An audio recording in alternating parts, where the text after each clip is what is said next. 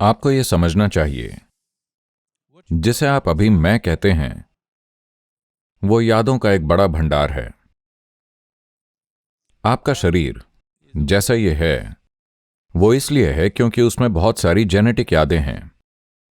आपकी नाक आपकी माँ की तरह है, रंग आपके पिता जैसा है और शायद कुछ और आपके दादा जैसा है। ऐसा इसलिए है क्योंकि आपका शरीर पुरानी यादों का एक जटिल मिश्रण है। आपके शरीर में बहुत पुरानी यादें हैं। जिसे आप अपना मन कहते हैं वो 100% यादों से बना है।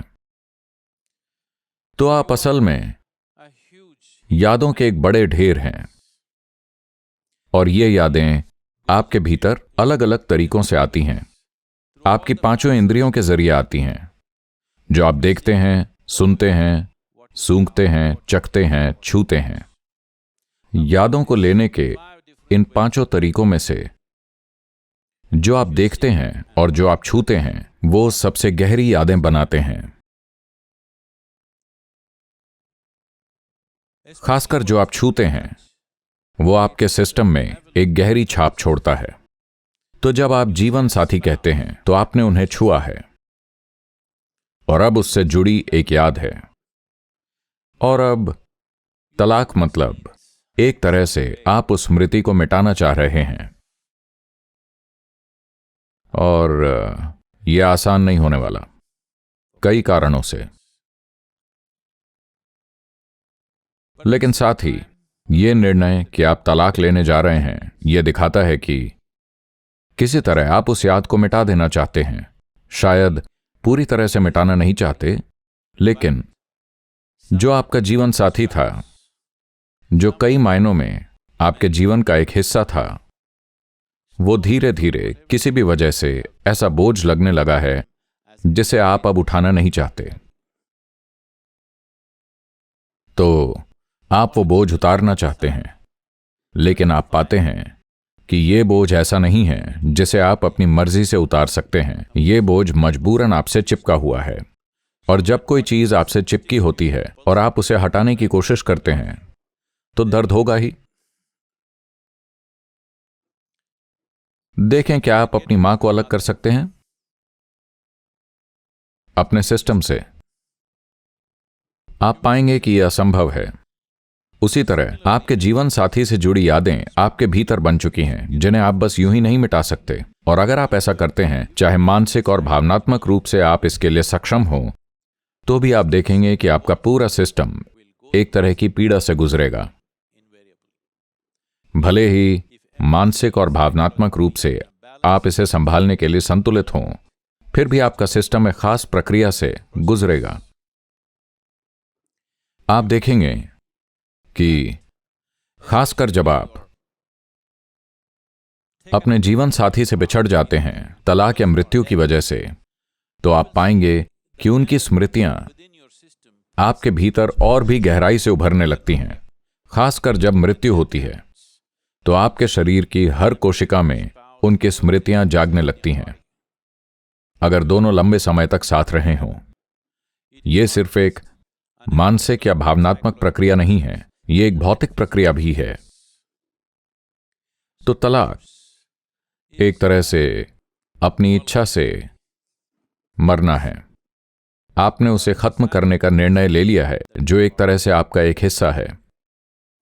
यही वजह है कि जो लोग जीवन की वास्तविकता और इस पूरे सिस्टम के काम करने के तरीके को समझते थे, वो हमेशा कहते थे, जब तक मृत्यु तुम्हें अलग न करे तब तक तुम अलग नहीं हो सकते।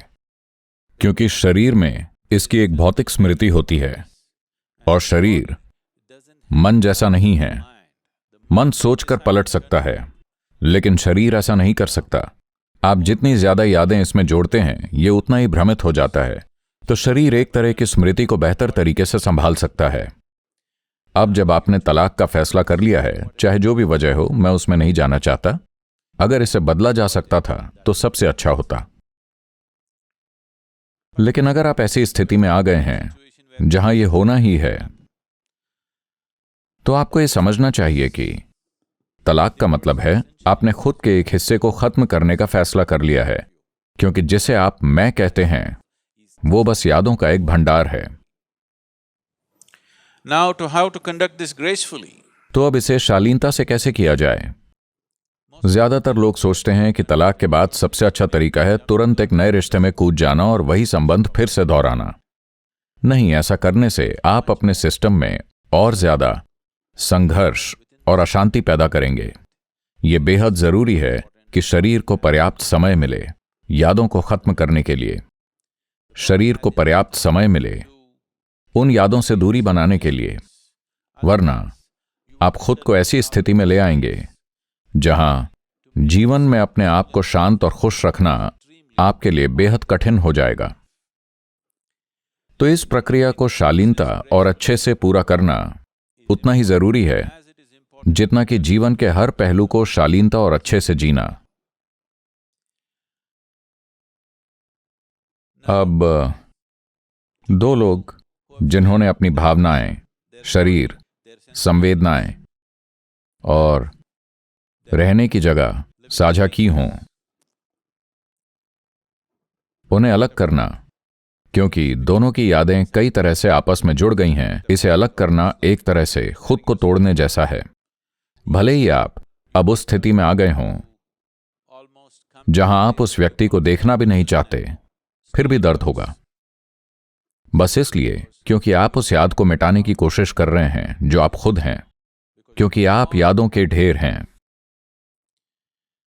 अगर कोई व्यक्ति जरूरी आध्यात्मिक साधना करता है, अपने भीतर पर्याप्त काम करता है इन ऊर्जाओं को स्थापित करने के लिए जो कि आप हैं, आप सिर्फ जीवन साथी से अलग हो रहे हैं, खुद से अलग होने की जरूरत नहीं है। लेकिन आपको यह समझना चाहिए कि आप पहले ही खुद से दूर हैं। आपने खुद से ही काफी दूरी बना रखी है। आपने अपने जीवन को पोषित किया है एक साझेदारी, एक जुड़ाव या एक बंधन बनाकर। निर्भर करता है कि आपने इसे कैसे निभाया है, ताकि आप खुद को किसी तरह पूर्ण महसूस कर सकें।